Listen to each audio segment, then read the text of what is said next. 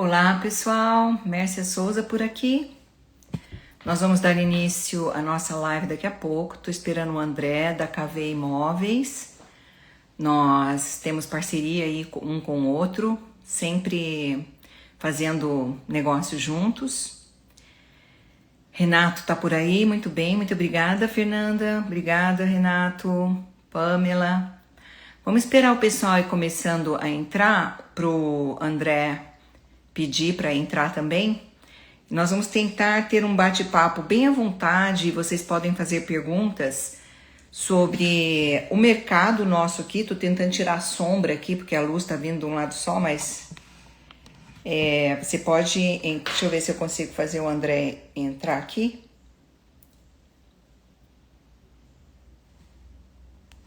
Você consegue solicitar, André?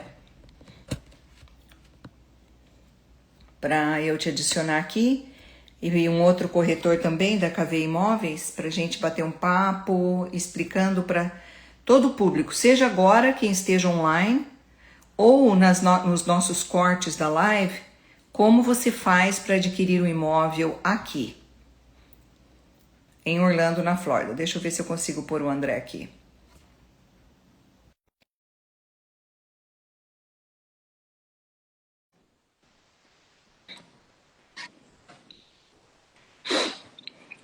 E também tem, se tiver alguém mais, o Renato também pode entrar, Renato, se você quiser, eu posso te mandar um convite e nós batemos um papo juntos com as perguntas básicas a respeito da aquisição do imóvel fora do Brasil, da pessoa estando presente aqui ou não, de como a pessoa pode adquirir um imóvel, para que a gente consiga esclarecer os pontos mais importantes, principais, o passo a passo normal. Vou esperar um pouquinho aqui. O Renato pode escrever aí embaixo, Renato. Se você quer que eu te chamo também. E a gente bate um papo, 2, 3 juntos. Eu, você e o André, um outro corretor que esteja aí disponível, para que a gente consiga esclarecer os pontos importantes. Eu estou vendo que apareceu aqui que, André, você não está conseguindo entrar. Peraí, vou aceitar aqui.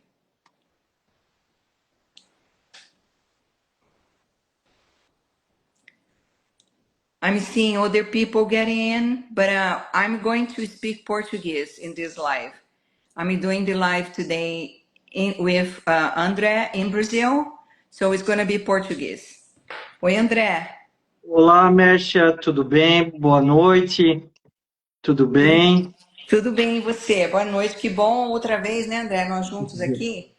Que bom, que bom. É sempre bom a gente tá presente aqui, né, com o nosso público brasileiro, trazer mais informações sobre os investimentos aí, né, em Orlando, nessa região, né, que cada vez mais está sendo procurada pelos brasileiros para fazer investimentos e ter retorno financeiro, né? Parabéns, viu, André, que você está tomando a frente aí com a sua imobiliária, com o seu grupo, de ter o interesse de entender como dolarizar patrimônio, ter um imóvel fora do Brasil, porque a Airbnb está no mundo inteiro hoje, e a Disney tem o maior número de aluguéis na Disney através do Airbnb, e são pessoas, os proprietários, a maioria dos proprietários não são residentes na cidade, pelo contrário, nós temos um número enorme, é claro, de americanos que são investidores, mas pessoas do mundo inteiro tem investido aqui. Você disse que um outro corretor seu da tua equipe estaria entrando? Quem É, é? ele deve entrar daqui a pouco, que é o Adriano. Ele deve participar conosco, ele deve daqui a pouco provavelmente estar entrando, tá? Ô, Mércio, eu Tá, acredito que a gente pode ir seguindo e assim que ele conseguir entrar aqui, a gente disponibiliza para ele entrar conosco aqui e poder participar, né? tá certo. Então, talvez inicialmente você tenha perguntas, mas como nós dois já fizemos anteriormente, eu e o André trabalhamos juntos, né? O André tem licença, trabalha com uma imobiliária. Eu sou aqui também uma imobiliária, sou real estate broker, já moro aqui há 27 anos e trabalho nessa área de real estate há 20 anos. A minha licença ativa vai fazer 19 anos, mas antes eu trabalhava como assistente ou mostrando casa, porque nós temos papéis diferentes aqui dentro da imobiliária. Então, assim, aqui o Renato está dizendo que está esperando o Deni entrar. Deni é quem vai entrar conosco?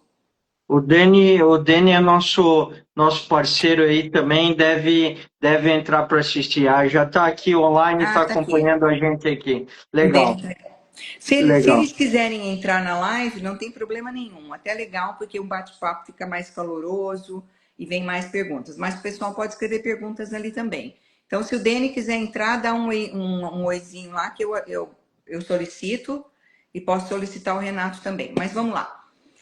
Então, uma das coisas principais que com certeza o seu trabalho tem sido ao redor disso é que o cliente dolarize patrimônio. Ele tire patrimônio do real e coloca o patrimônio dele em dólar, certo?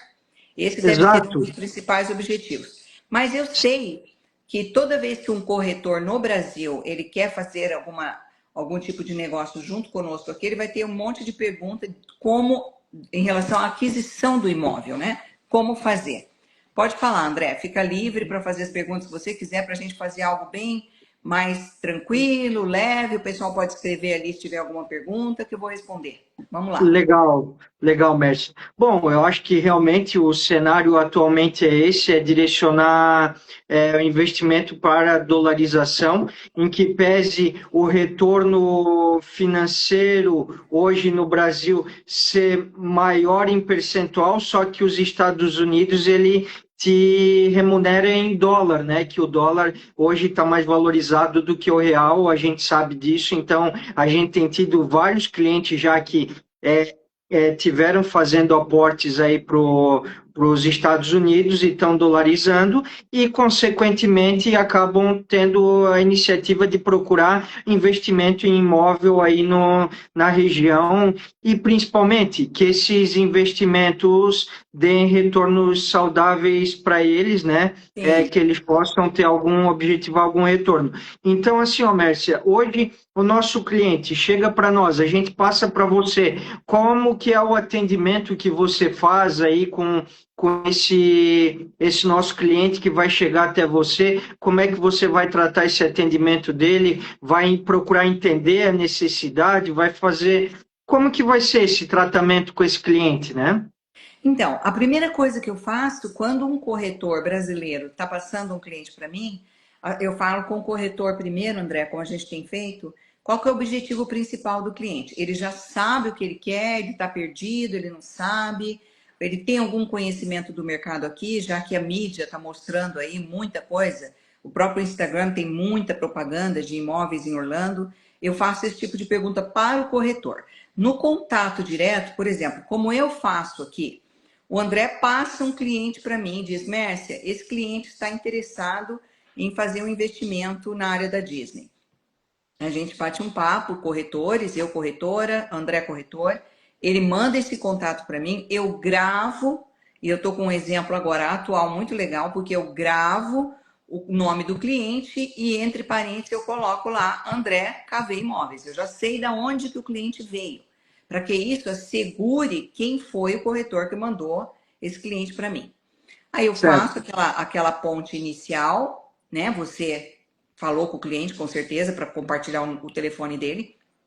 E a exato. minha primeira entrevista é: o que, que você tem em mente? O que, que você deseja? Para saber se aquilo é realístico ou não. E aí, uma Uhum, das perguntas cruciais: você vai financiar? Você tem o valor da entrada? Você sabe que você vai ter um custo mais ou menos de 5% do valor do imóvel? Você vai ter de custos com o banco e com o cartório? Então, se um imóvel custa 400 mil, nós vamos estar lá 400 mil dólares, nós sabemos que pelo menos 20 mil dólares, às vezes um pouquinho mais, 22 mil dólares, vai ser os custos de banco e de cartório para poder adquirir esse imóvel, tá? E com 30% de entrada. Com certeza, André, as pessoas ouvem muito que os financiamentos oferecem, os bancos aqui de financiamentos para estrangeiro oferecem com 20%, 25% de entrada. Isso não é a nossa rotina realística, tá? Porque uhum. existem vários critérios para que um imóvel seja aprovado para aceitar 25%. Uhum. A aprovação mais forte que tem, que o banco vai fazer, ele vai fazer duas avaliações nesse imóvel, quando esse banco está aceitando 25% de entrada.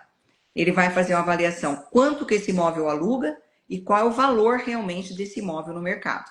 Então ele tem que passar nesses dois crivos aí para poder ser aprovado para 25% de entrada. Uma das coisas que as pessoas não sabem é que essas perguntas iniciais são 5 itens principais que vão fazer com que a gente vá continuar dando atendimento com esse cliente como classe A, tá? O que é classe A? Não é se ele tem mais dinheiro ou menos dinheiro, não. A gente não classifica pelo valor de dinheiro.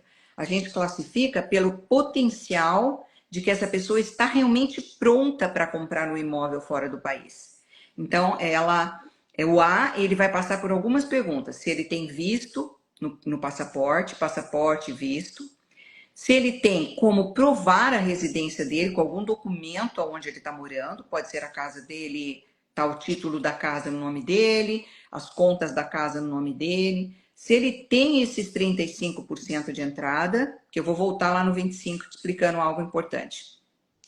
Se ele tem esse dinheiro em conta, né, num banco, tá? Se ele vai financiar e quanto que ele está preparado para, se for necessário, ele vir para cá para fazer fechamento, tá? Outra coisa, ele consegue uma referência bancária, ele tem conta num certo tempo num banco para a gente pedir uma carta de referência bancária.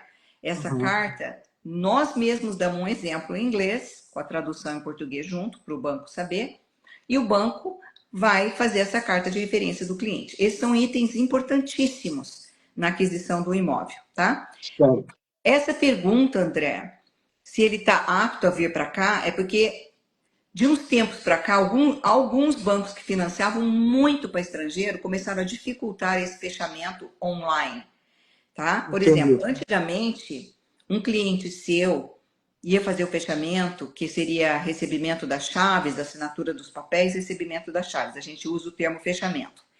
Eu entrava online junto com a pessoa do cartório e eu traduzia o inglês para o português. Uhum. Hoje, os bancos não aceitam mais isso. Isso é algo recente. Uhum. O banco permite que o cartório contrate uma terceira pessoa para poder traduzir e quem tem que pagar isso é o comprador. Não é uma taxa alta, mas eu posso estar presente, mas eu não posso ser tradutora oficial mais.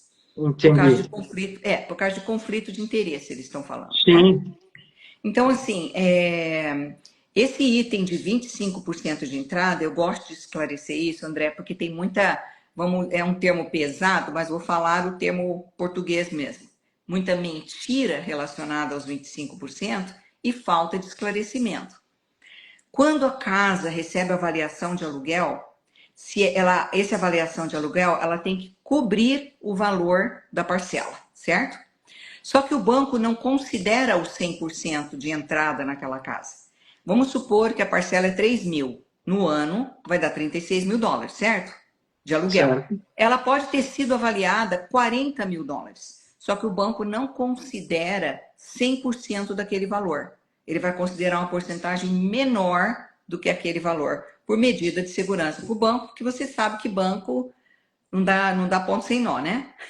No Eles sempre. Brasil, no Brasil também funciona assim, eles não liberam o total do valor e liberam um percentual visando um caso de uma possível retomada e uma venda mais rápida para recompor o valor financeiro novamente para o caixa do banco, eles precisam ter um lastro de ter um desconto que vai vender isso mais rapidamente, né? Exato, isso é o mesmo critério, e o critério também de que nós estamos lidando com um número de aluguel de turistas na cidade.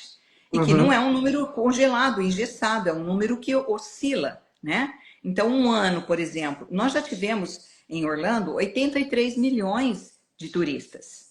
Eu creio, Uhum. se eu não estou enganada, que alguns anos atrás, alguns anos antes de Covid, nós tivemos 86 milhões. Eu tenho que voltar nas estatísticas para confirmar isso. Mas mais recentemente, o último ano foi 78 milhões. porque é uma oscilação de número de pessoas. Conforme a Uhum. economia está superaquecida, as pessoas têm dinheiro mais para férias, as pessoas no país inteiro ou em partes do mundo que têm mais curiosidade de vir para cá, tem mais dinheiro rodando no mercado, isso aumenta o número de turistas. Orlando não é uma cidade turística que fica vazia. Ela é uma cidade turística que sempre está lotada. Mas já teve anos, assim, exorbitantes de turistas, né? Eu sempre uso o meu próprio exemplo como residente. Raramente, aliás, raramente não, vamos usar o termo correto. Eu nunca fui para parque no mês de julho, por exemplo. Eu não vou para parque no mês de junho, julho, até começo de agosto. Eu nunca fui. Por quê? Porque é extremamente lotado, são meses de férias. Eu não vou para parque na época de Natal, Ano Novo, início de ano. Eu não tenho coragem de fazer isso. Uhum. Eu não vou para parque em passagem do ano. Eu fui quando eu cheguei aqui na Universal Studios, na passagem do ano para ver os fogos, porque é muito bonito. Eu não, assim, é uma experiência para mim, residente, que estou aqui o tempo todo, não dá para repetir. Porque é assim, é muito turista, é muita gente, então eu prefiro ir nas temporadas mais baixas, onde o movimento é menor. E mesmo assim, em temporadas baixas, às vezes o parque está lotado. Então, Sim. isso é que o investidor tem que ter em mente. Nós temos o terceiro convention center maior do país, o convention center está sendo, o centro de convenções de Orlando está sendo ampliado, muitos parques novos sendo construídos, parques aquáticos, parques olímpicos oficiais de esporte está sendo construído em Claremont, perto de um condomínio de aluguel de temporada. Então a cidade ela não para de crescer. E isso é extremamente importante para o investidor, né? Não, claro. E assim, ó, Messi, eu acho que uma grande dúvida do brasileiro é quando ele faz um investimento no Brasil de um imóvel que ele quer retorno, se ele for comprar de uma forma parcelada, ele vai querer que o retorno do aluguel cubra as despesas que ele tem. E mesma coisa, se ele for fazer uma compra à vista, ele também vai querer ter um retorno financeiro disso, que ele está investindo o dinheiro dele, está tendo um retorno. Então, eu pergunto, como é que em Orlando a gente, olhando para esse lado, já que você falou que a gente tem um grande público, aí 78, 80 milhões de turistas aí frequentando, como é que é essa questão você disse que é muito forte a questão de locação por aplicativo, por exemplo, a Airbnb. Como é que é o retorno? Eu vou comprar um imóvel aí com 35% de entrada, vou financiar o restante aí, eu vou ter retorno para pagar esse parcelamento, vou ter retorno para pagar as despesas de manutenção, de condomínio que eu vou ter e tudo mais. Como é que é tudo isso? Explica um pouco para nós também. Então, o que nós fazemos é algo claro, é algo bem transparente. Quando a gente Uhum, pega, eu sempre pego um imóvel e eu vou na própria plataforma do Airbnb e nós vamos ver as diárias de um imóvel daquele, parecido uhum. na mesma região, porque hoje o Airbnb, quando você procura muitos imóveis pelo nome do condomínio, ele mesmo vai lá e joga, porque está escrito em algum local na página do Airbnb, na descrição, as pessoas citam, a gente joga lá que a gente está procurando nessa área, ele vai jogar um imóvel naquela área. Nós pegamos as diárias ali de alta temporada, média temporada, baixa temporada.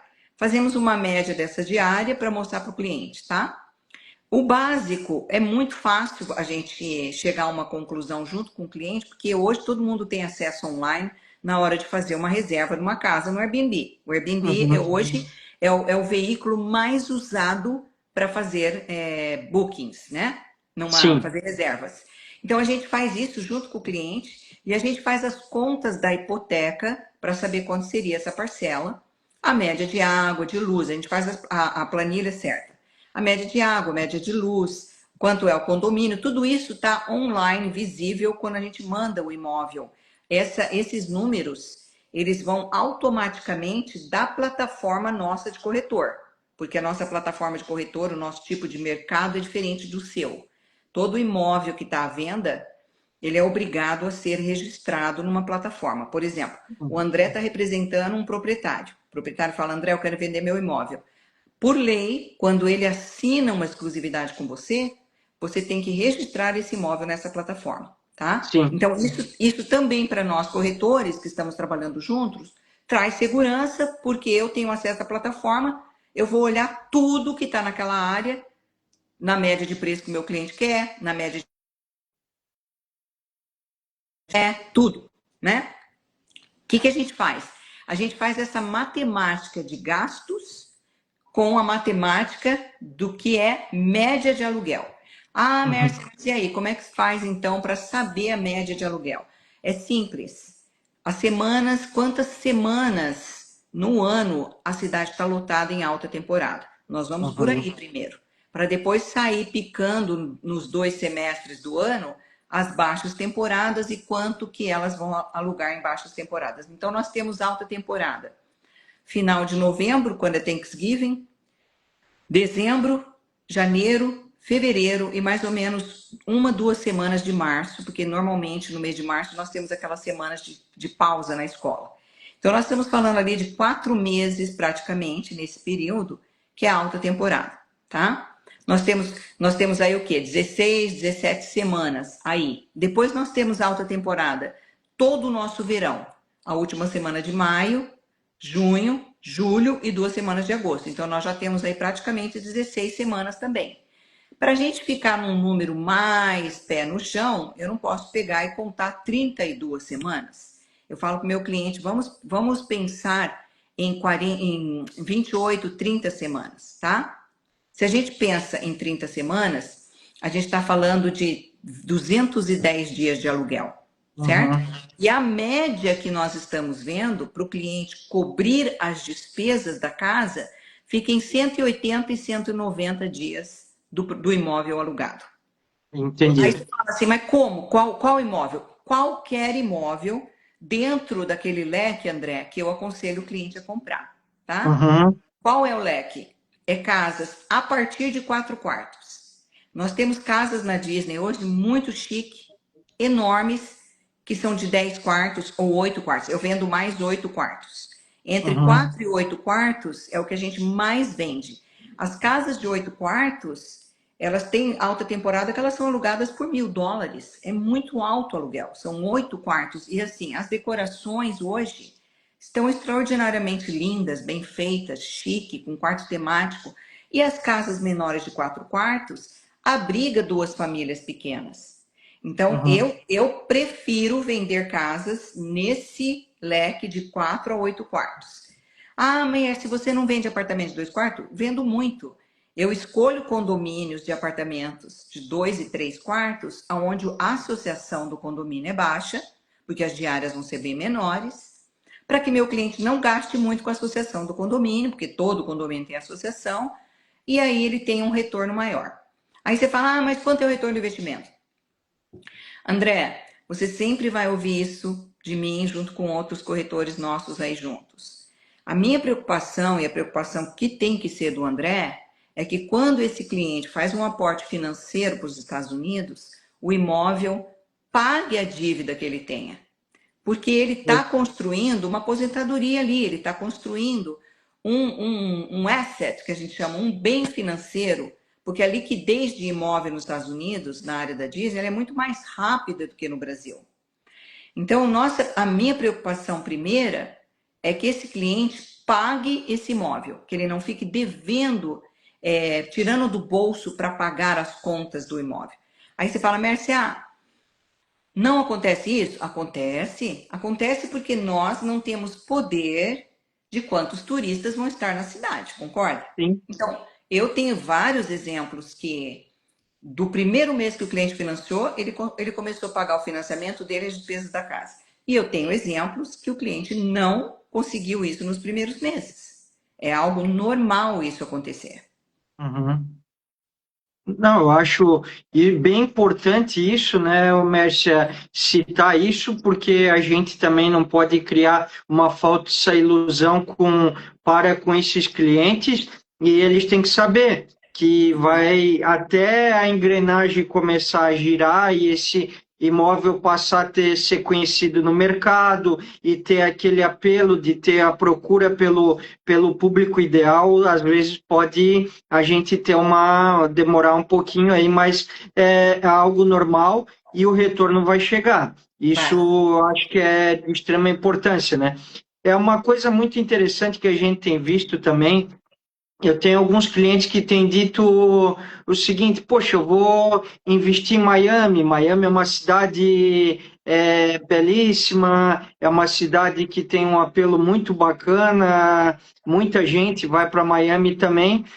Só que outro dia, até a gente falando informalmente aqui com você, você comentou, a gente tem que ter um cuidado que hoje tem muitos condomínios que não permitem alocação através de diária, por aplicativo, e a gente também tem condomínios que as taxas são altas.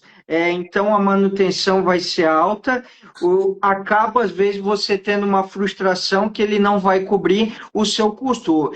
Como você mesmo disse, quem vai investir é a pessoa que está colocando aí, ela quer, claro, se ela for para lá, for passear, for viajar, ela vai lá, pode ter eventualmente aonde ficar, mas principalmente ela quer objetivar o retorno financeiro do que ela investiu e não precisar ficar colocando aporte constantemente para manter aquilo, né? Porque ele, senão passa a não ser mais um retorno do investimento, né? E passa a ter Sim, uma despesa, né?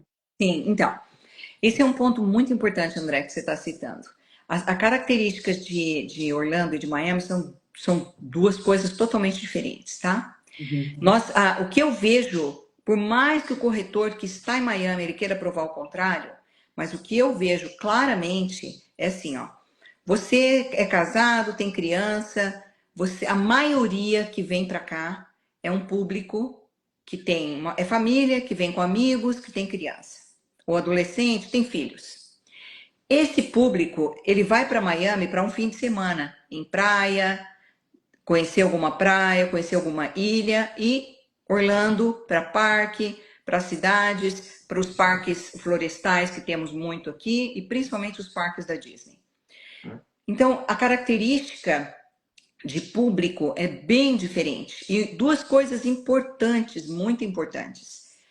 Primeiro, IPTU em Miami é mais alto, a associação do condomínio é mais alta e os imóveis são mais caros. Porque é uma cidade de badalação, é uma cidade famosa no mundo inteiro, né? South Beach é uma praia conhecida, Miami Beach é uma praia conhecida no mundo inteiro. Então, assim, diferente da característica familiar que nós temos em Orlando, o público de Miami é diferente. Mas hoje, o ponto mais perigoso é que não existe associação barata em Miami, tá? Não existe. Associações de prédios em Miami tá 1.200, 1.500, 1.800, 2.000 dólares por mês. Esse imóvel, para ele ter algum retorno, ou se o proprietário não vai ficar tirando dinheiro do bolso todo mês, todo mês, todo mês, ele tem que alugar de uma forma exorbitante. E muitos condomínios não estão permitindo que os aluguéis sejam feitos em períodos curtos. Então tem que Uhum. alugar 15 dias, tem que alugar 10 dias, ou então tem que alugar meses, 3 meses do ano, um mês inteiro do ano, senão ele não permite que seja alugado. Então isso é um Entendi. risco muito grande, tá certo? Vamos corrigir uma coisa assim, clarificar uma coisa. Não é a cidade inteira. Tem áreas da costa, da praia, que tem muitos condomínios que você vai lá e você consegue alugar fim de semana, como hotel, a parte hotel, tudo tranquilo.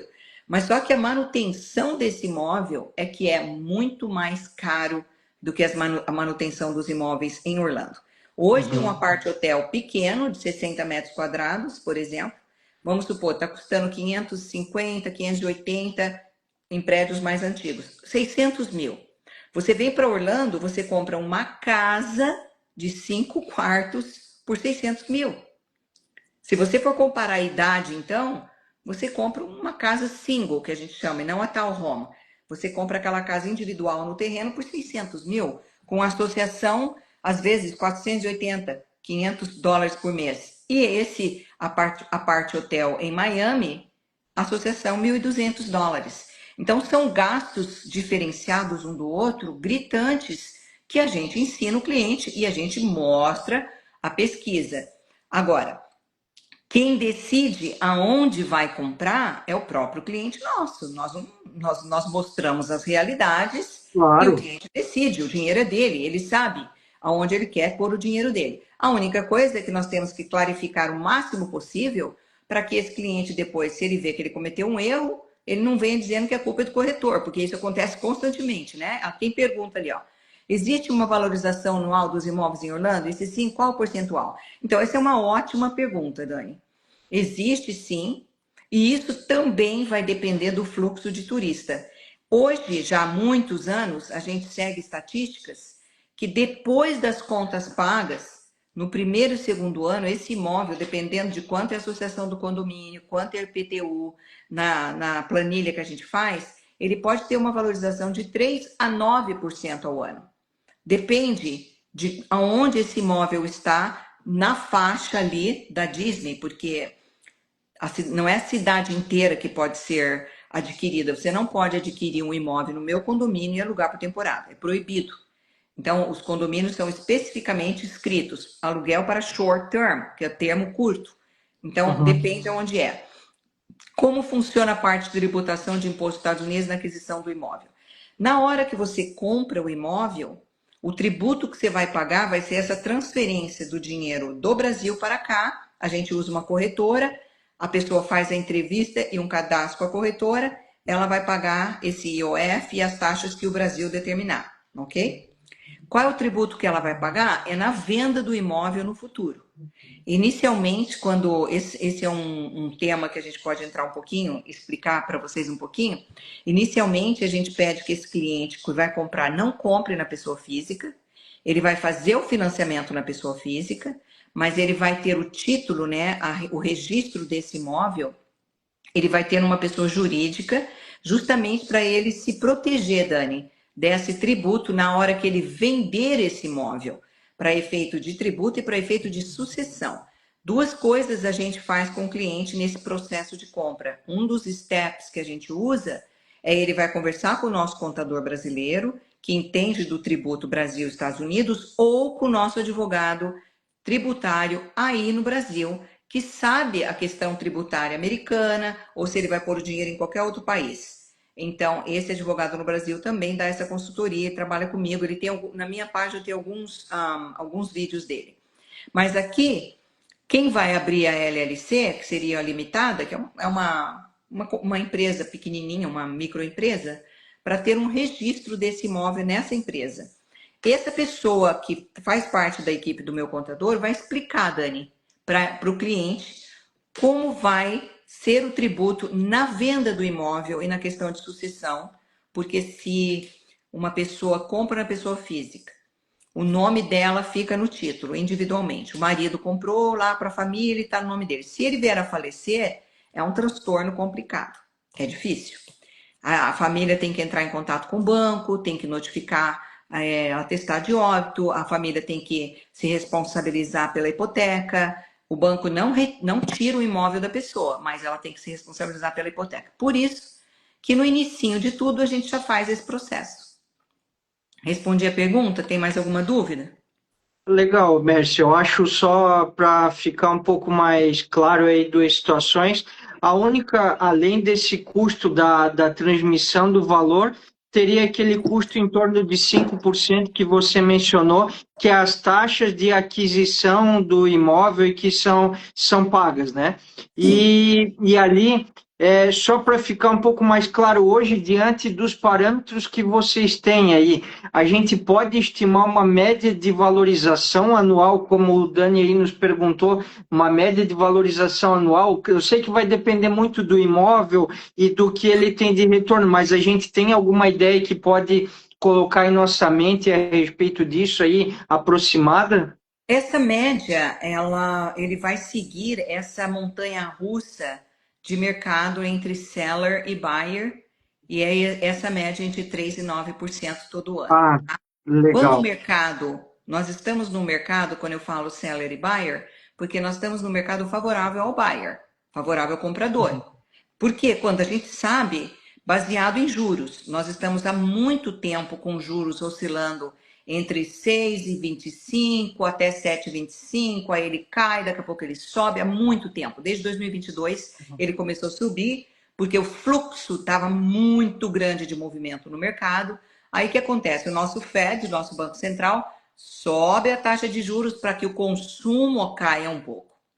Uhum. Quando o consumo cai, o número de imóveis no mercado, ele sobe, né? E o preço cai também. Se o preço cai, esse proprietário vai ter uma valorização anual menor. Ele chegou a ter 9%, mas ele não vendeu, ele pode cair para 3%, que é o caso da minha casa. Eu estava conversando com um cliente agora, se eu tivesse vendido a minha casa em 2022, eu teria um preço totalmente diferente do que eu tenho hoje, porque em 2022 faltava produto no mercado.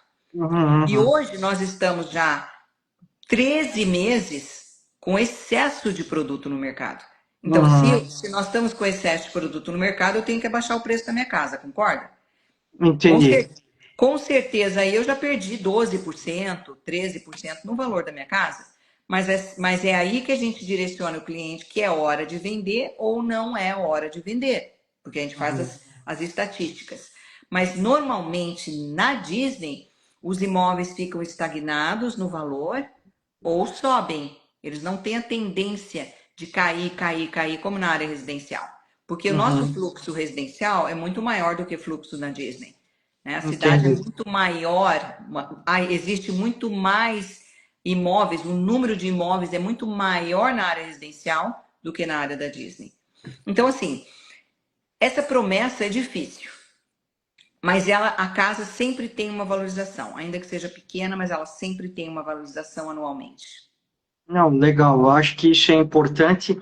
É, e para aqueles que já fizeram a dolarização dos valores, já enviaram valores para os Estados Unidos, que já tem conta em nome de empresa e tudo mais, a gente pode ter uma facilidade nesse processo, Mércia? Eu tenho alguns clientes já que já fizeram aí um processo que já vem de um tempo, que vem analisando o cenário de tempo e tudo mais, e já fizeram o envio de aporte financeiro nos Estados Unidos, inclusive já abertura de empresas aí, então eles já estão com o dinheiro aplicado aí, de repente só querendo, aguardando o momento para fazer o investimento da compra de um bem aí.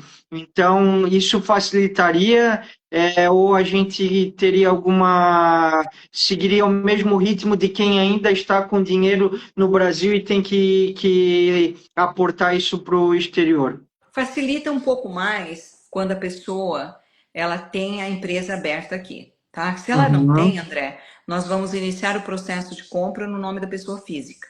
Mas uhum, imediatamente nesse primeiro período, e tem que ser rápido, 10, 12 dias, até 15 dias, essa pessoa tem que estar com o nome da LLC dela registrado e que o número de documento dessa LLC, que seria um CNPJ, já registrado, para a gente pegar uhum, e transferir esse título para efeito de tributo, para efeito de sucessão, para uhum, essa LLC. Claro que quem já fez isso está muito mais assegurado e o processo é mais rápido, né? Em relação à transferência financeira, é algo muito rápido. 24, 48 horas os aportes financeiros são feitos, porque ele vai fazer um pequeno cadastro com a corretora que a gente indica, uma pessoa de confiança, uma empresa de confiança nossa, e ele vai uhum. transferir o dinheiro. Então não é algo muito burocrático. Agora a LLC demora um pouquinho. E assim, esclarecendo para quem ouvir essa live ou esclarecendo para quem vai ver os nossos cortes. Você, cliente, que pensa, cliente do André, cliente que pensa em adquirir um imóvel aqui, você vai passar por um processo passo a passo para esclarecer todas as dúvidas. Você vai conversar comigo, você vai conversar com o agente financeiro que vai fazer o financiamento, você vai conversar com o contador e você vai conversar com esse rapaz da empresa de money transfer, de transferência financeira. Primeiro, nós vamos tirar todas essas dúvidas e aí é que nós vamos partir para a escolha de um imóvel. Ninguém, em hipótese nenhuma, vai às cegas em nenhum dos critérios. E também tem uma outra entrevista que alguns clientes pedem para mim, de um gerente do imóvel, porque todo imóvel vai ter uma empresa gerenciando esse imóvel, limpeza, troca de lâmpada, manutenção, limpeza da piscina. Então, existe aqui muitas empresas que prestam esse tipo de serviço, que seria a empresa de gerenciamento. Então, muitos clientes preferem ir em todas essas entrevistas, conversa comigo, determina o que vai fazer. Aí conversa com o contador, inicia o processo, conversa com a empresa de transferência, conversa com o agente financeiro. As conversas mais importantes é comigo, com o agente financeiro e com o contador. Então, essa pessoa não fica despreparada, André.